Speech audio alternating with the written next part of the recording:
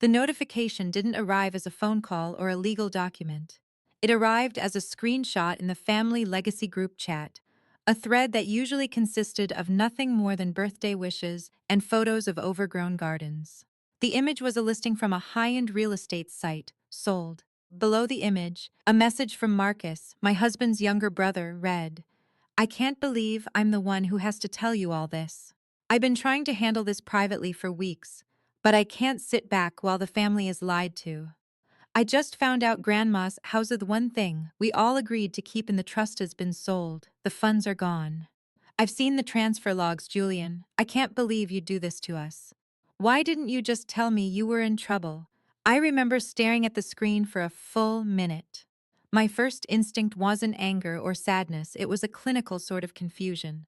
I looked at the man sitting across from me at the dining table, my husband, Julian, who was calmly sipping a glass of water and reading a report for work. He hadn't checked his phone yet. Julian is a man of few words. He is a structural engineer, he thinks, in terms of load-bearing walls and precise measurements. He is the kind of person who reads the entire manual before plugging in a toaster. He doesn't do secret financial maneuvers. He doesn't get in trouble. But as the group chat exploded, the narrative began to solidify with terrifying speed. Aunts I hadn't spoken to in 3 years were calling me, their voices trembling with a mixture of shock and disgust. Cousins were demanding to know how we could afford our current lifestyle if Julian had stolen the inheritance. The consensus was instantaneous. Julian had betrayed the family, sold the only piece of land they all shared, and pocketed the money.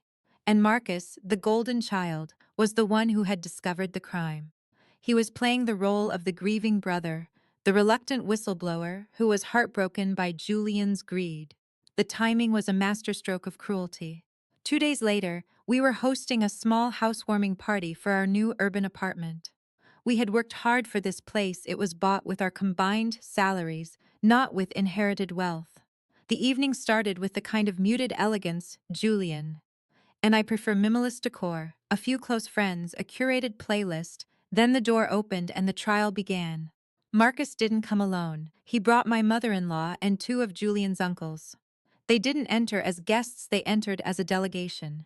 The atmosphere in the room shifted from celebration to interrogation in less than 60 seconds. My guests felt the tension and began to drift toward the exit. I didn't stop them. I stood by the kitchen island, my hands gripped tight around the edge of the marble, watching the scene unfold. "How could you, Julian?" his mother whispered, her eyes red. "That house was the only thing your grandmother left us. It was the Honey Stone. You knew what it meant to all of us. The Honey Stone. That was the nickname Grandma had for the house. It was a quirky, sentimental term for a place that was mostly drafty hallways and peeling wallpaper, but it was the only place Julian had ever felt truly safe as a child. It was his anchor. Julian stood in the center of the living room, his face a mask of profound shock. He didn't shout. He didn't even defend himself at first. He just looked at Marcus, who was standing slightly behind the family, wearing an expression of pained disappointment. "I didn't sell the house," Julian said. His voice was flat, devoid of the frantic energy people usually use when they're lying. "Then explain the documents, Julian." Marcus stepped forward, his voice booming with a performative sort of grief. "I have the emails. I have the signed agreement you sent to the developer. I have the records of the transfer to a private account in your name. I tried to defend you. I told Mom there must be a mistake, but the paper trail is airtight." Marcus produced a folder. He began laying out printed emails and a signed intent to sell document on our coffee table. As the family crowded around the papers, the noise level rose. The uncles were talking about family honor and legal repercussions. They weren't asking Julian for his side of the story, they were demanding he return what was left to save the family name. I watched Julian. He looked smaller than I had ever seen him. He wasn't fighting back because he was paralyzed by the sheer impossibility of the situation. He was looking at the signatures that looked exactly like his in the emails that used his professional tone, his specific way of structuring a request. I stepped forward and took the papers from the table. "I am a project manager for a forensic accounting firm. My entire career is built on noticing the things people try to hide in plain sight. I don't look at the big picture first. I look at the margins. I look for the one decimal point that doesn't belong. I scanned the emails. On the surface, they were perfect. They were sent from an address that looked like Julian's, and the language was formal and clipped, just like him. But as I read, a cold sensation began to settle in my chest. Julian is meticulous. He is a man who spends 10 minutes deciding between two different shades of white paint for a trim. He doesn't make typos. He doesn't use vague phrasing. In the third email, the writer referred to the property's current valuation. Julian never calls the house a property. To him, it is always the house or grandma's place. Then I saw a phrase that made the hair on my arms stand up. The email mentioned finalizing the sale of the estate. Estate was a word Marcus used constantly. Marcus, who viewed everything in life as an asset to be flipped. Marcus, who had spent the last 5 years launching lifestyle startups that burned through investor cash like Tinder. I looked up at Marcus. He was watching me, his eyes searching mine for a sign of breakage. He wanted to see me collapse. He wanted to see the successful, cold sister-in-law finally break under the weight of her husband's betrayal. He wanted me to be the one to deliver the final blow, to tell Julian that our marriage was over. Because if I believed the lie, everyone would. Alina? Julian's voice was barely a whisper. He looked at me, his eyes pleading for a version of reality that made sense. I looked at the evidence again. The signature on the intent to sell was a digital lift-a-clean copy-paste that had been slightly skewed to look like it was signed on a tablet. To a lawyer or a bank clerk in a rush, it would pass. To me, it looked like a forgery done by someone who was confident, but sloppy. The family was still shouting. My mother-in-law was sobbing into a handkerchief. Marcus was subtly feeding the fire, whispering to his uncles about how devastated he was, that his brother had turned out to be a thief. He was monitoring Julian's reaction, waiting for a slip-up, waiting for a confession that would never come because Julian hadn't done anything. I felt a surge of intense, focused anger. It wasn't the kind of anger that makes you scream. It was the kind that makes you very, very quiet. I realized in that moment that this wasn't just about a house. This was a hit. Marcus hadn't just stolen the money, he had designed a scenario where Julian would take the fall and be exiled from the family, leaving Marcus as the sole moral heir and the hero who tried to save the day. If I defended Julian right now, Marcus would just produce more forged documents. He had already primed the audience. The family was in a state of collective outrage, and in that state, logic is an enemy. If I fought the lie with the truth, I would just be the delusional wife trying to protect her husband. I needed to change the game. I needed Marcus to believe he had already won. I slowly set the papers back down on the coffee table. I didn't look at Julian. I didn't touch his hand. I kept my face as blank as a sheet of ice. I can't do this, I said, my voice steady and cold. The room went silent. Marcus leaned in, a small triumphant glint in his eyes. I need some time, I continued, looking directly at my mother-in-law. I can't be in the same room as a man who would steal from his own grandmother. I need a week to consult with my lawyer and process the terms of the divorce. Julian flinched as if I had physically struck him. The look of betrayal on his face was genuine, heart-wrenching, and completely necessary. Alina, no, he gasped. I didn't. Don't, I snapped, cutting him off. Not another word, just get out, all of you. Get out of my house. The family scrambled to leave, their faces now filled with a mixture of pity for me and intensified hatred for Julian. Marcus was the last one to go. He paused at the door, giving me a look of profound, fake sympathy. I'm so sorry, Alina, he whispered. You deserved better than him. As the door clicked shut, the silence in the apartment became heavy. Julian stood there, trembling, his world having just collapsed twice in 1 hour. I turned to him. The coldness in my expression vanished, replaced by a sharp, predatory focus. Did you sell the house? I asked. No, he whispered. I swear to God, Alina, I didn't. I know, I said.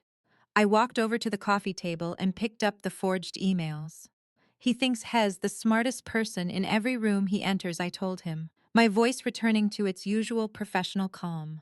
That's his first mistake. His second mistake was forgetting that I don't just manage projects, Julian, I audit them.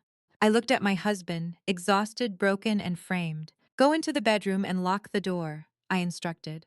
Don't answer your phone. Don't talk to your mother. Don't even look at a screen. I am going to spend the next 7 days making Marcus wish he had never learned how to use a PDF editor.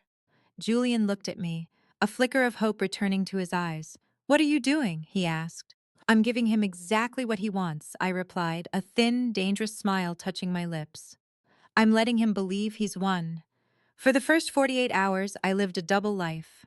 To the outside world, the frantic group chats, the sobbing phone calls from my mother-in-law, and the concerned check-ins from Marcusi was the shattered wife. I played the part with a clinical precision. I didn't answer the phone for 3 hours at a time. When I did, my voice was thin, distant, and devoid of warmth. I told them I was processing the betrayal and that I couldn't bear to look at Julian. I let the family believe that Marcus had saved me from a life of lies. I let him believe he had successfully erased Julian from the family hierarchy. Inside our apartment, however, the atmosphere was different. It was a war room. Julian spent those first few days in a state of near catatonia. He stayed in the guest room, staring at the walls, paralyzed by the fact that his own brother had not only stolen their history, but had weaponized their mother's love to frame him for it. He didn't ask me for updates, he didn't beg me to believe him.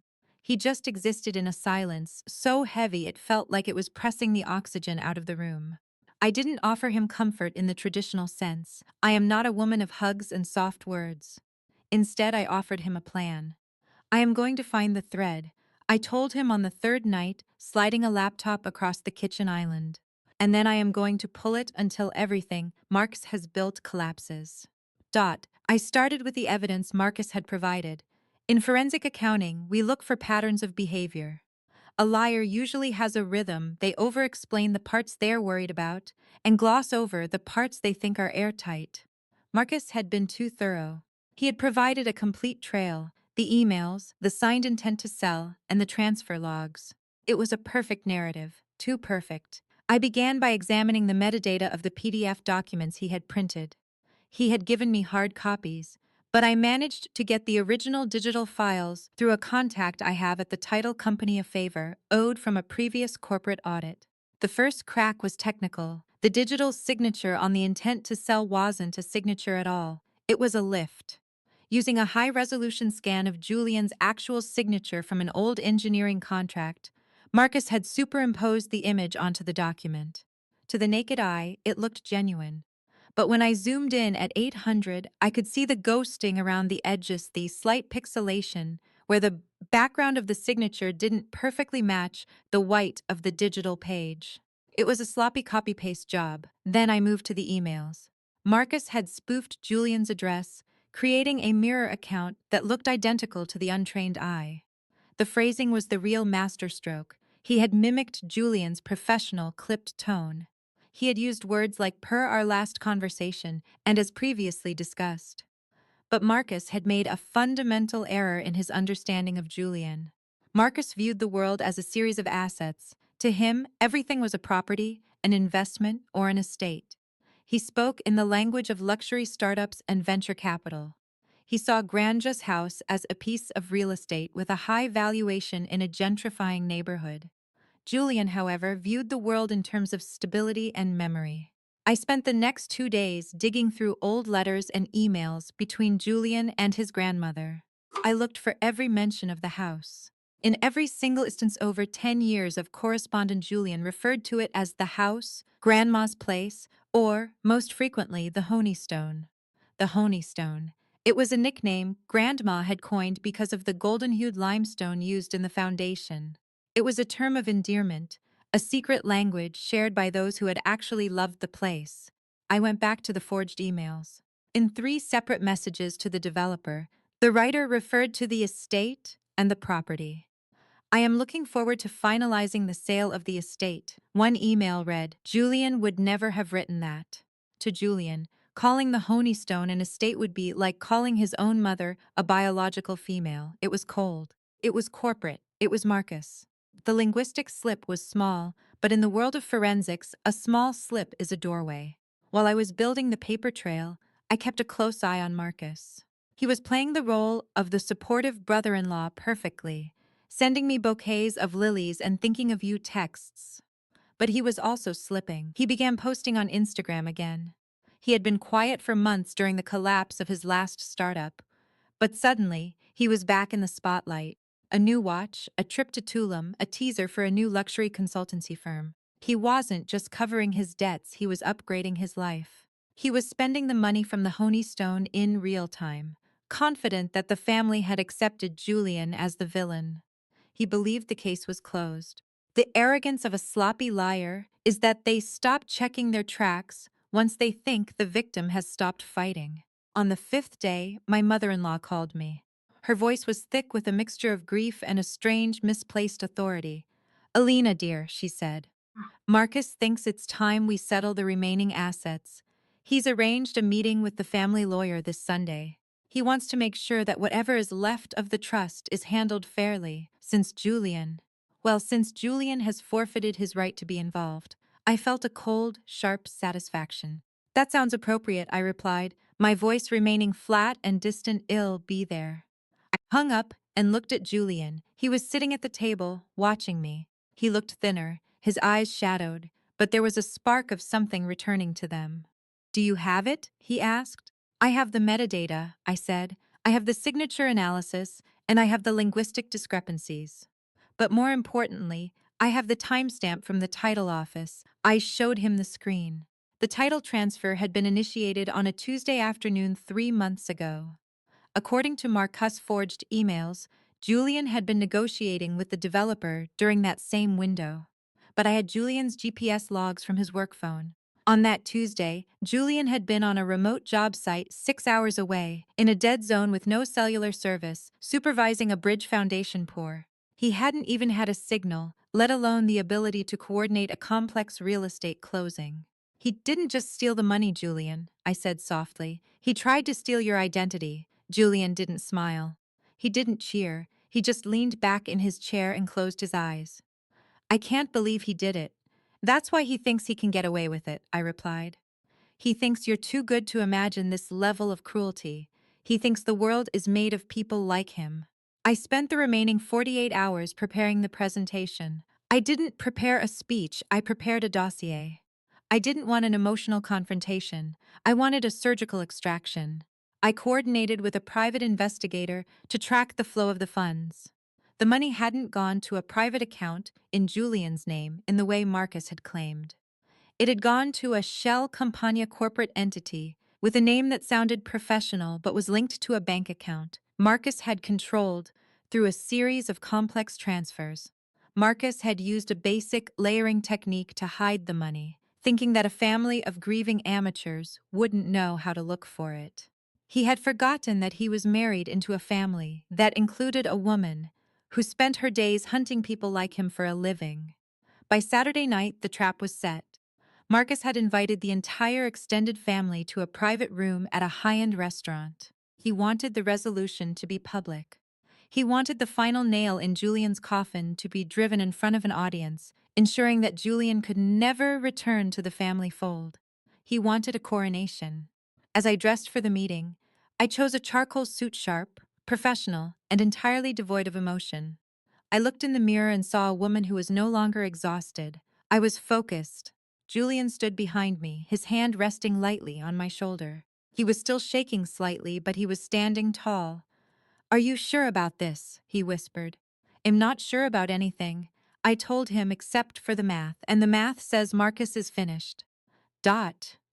We walked out the door and into the night, headed toward a dinner that Marcus thought would be his victory lap. He had no idea that he wasn't the one holding the folder anymore. The restaurant was one of those places that sells atmosphere, alongside its overpriced tasting menus, dim lighting, heavy velvet curtains, and a level of silence that felt curated. Marcus had booked a private alcove in the back, a space designed for discreet business deals or illicit affairs. It was the perfect stage for a coronation. When Julian and I entered, the conversation stopped abruptly. My mother-in-law didn't look at us. She kept her eyes fixed on the white linen tablecloth, her shoulders hunched. The uncles shifted in their seats, their expressions a mixture of pity and lingering disgust. Julian walked beside me, his stride stiff, his face a mask of endurance. He wasn't the man who had entered the housewarming party a week ago. He was no longer paralyzed, he was just waiting. Marcus, however, was radiant. He stood up to greet us, a smile of practiced sympathy on his face. He was wearing a watch that probably cost more than my first Cara gleaming piece of Swiss engineering that screamed new money and stolen legacy. Elena, Julian, Marcus said, his voice warm and enveloping, thank you for coming. I know this is difficult, but for the sake of the family, we need to find a way forward. He gestured for us to sit. The family lawyer, a graying man named Mr. Sterling, who had served the family for 30 years, sat at the head of the table with a stack of folders. Sterling looked uncomfortable. He had been the one Marcus had manipulated into facilitating the initial title transfer, and I could tell by the way he avoided eye contact that he had begun to suspect he was a pawn in a game he didn't understand. For the first 20 minutes, the dinner was a study in psychological warfare.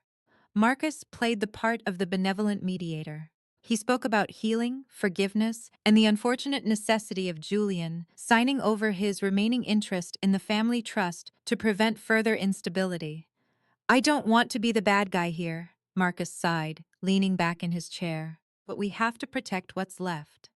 Julian, I know you're hurting, and I know you've made mistakes, but signing these papers is the only way to ensure Mom is taken care of.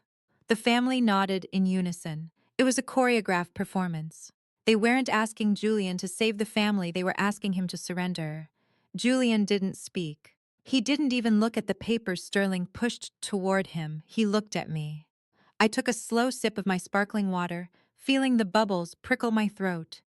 I waited until the silence became heavy, until Marcus looked at me with that expectant, triumphant glint in his eyes, waiting for me to urge my husband to sign. I have a different set of papers, I said. My voice was quiet, but in the vacuum of the private room, it sounded like a gavel. I reached into my bag and pulled out the dossier. I didn't hand it to the lawyer, I laid it flat on the table and slid it toward Marcus. What is this? Marcus asked, his smile faltering slightly. A forensic audit of the sale of the Honeystone, I replied. The use of the name made Marcus flinch. It was a microscopic reaction, a slight tightening of the jaw, but to me, it was a confession. I spent the last week reviewing the digital trail. I continued, my tone clinical, as if I were presenting a quarterly report to a board of directors.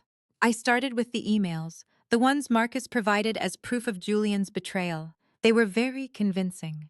The tone was right, the formatting was professional, but there was a linguistic discrepancy.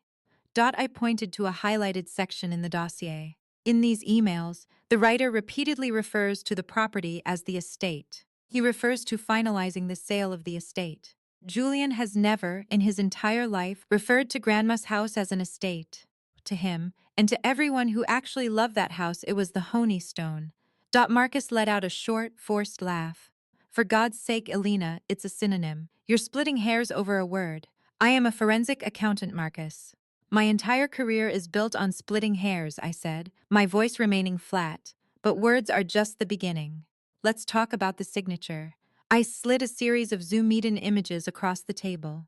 I had printed the intent to sell document at 800 magnification. This is a digital lift, I explained, looking at Mr. Sterling. The signature was copied from an old engineering contract and pasted onto the PDF.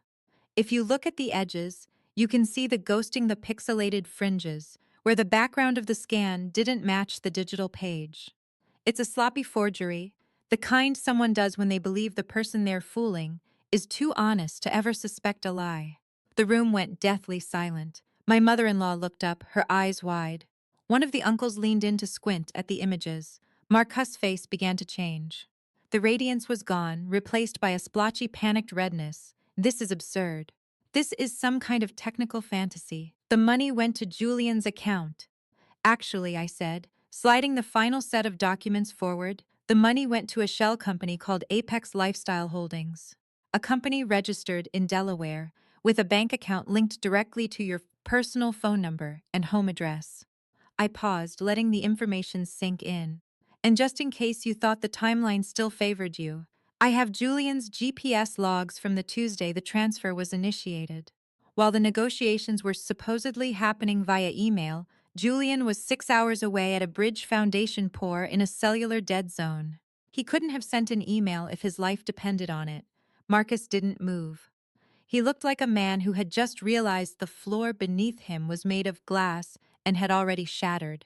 Why? His mother whispered. She wasn't looking at Julian anymore.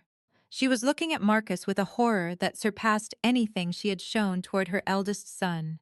Marcus snapped.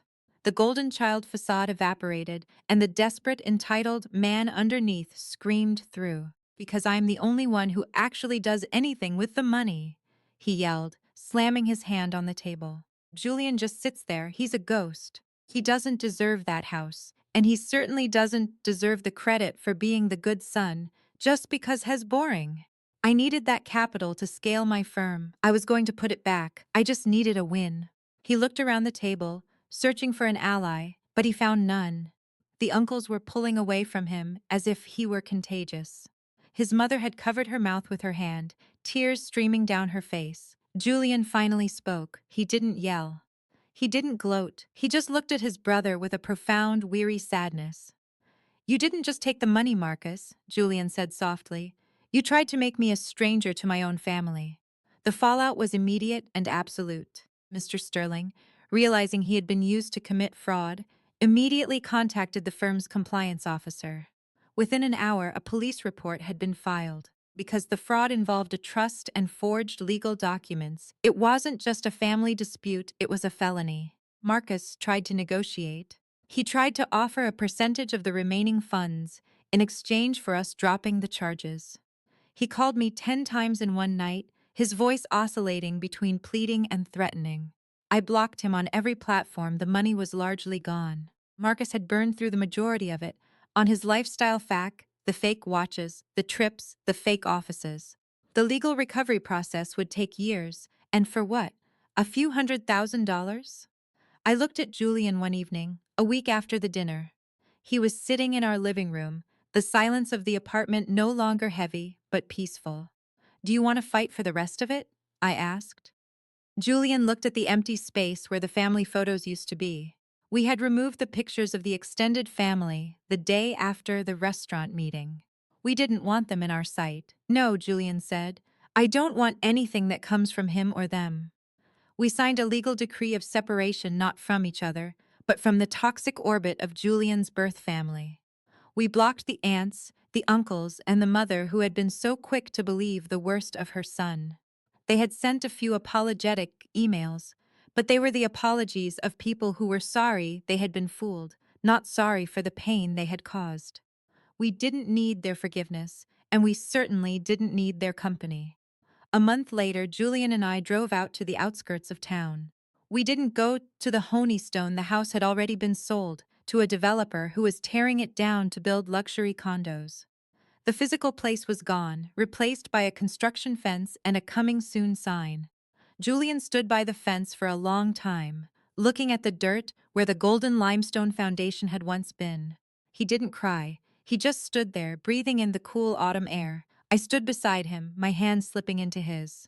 For years, Julian had defined himself by his role in that family. The quiet one, the reliable one, the one who absorbed the shocks so Marcus could shine. In losing the house, he had lost his anchor, but he had also lost his chains. We walked back to the car in silence. It was a different kind of silence than the one we had shared during the investigation. It wasn't the silence of a war room or the silence of shock. It was the silence of two people who had seen the worst of the world and decided that the only thing worth protecting was each other. As we drove away, I looked at the man beside me. He looked lighter. The shadow that had hung over him since childhood had finally lifted, not because he had won a battle, but because he had stopped fighting a war he was never meant to be in. I realized then that the Honeystone wasn't a building. It wasn't a trust or a piece of real estate. It was the feeling of being safe, and for the first time in his life, Julian didn't need a house to feel that way. He just needed me. Some legacies are built of brick and stone, but the only one worth keeping is the trust we built in the silence.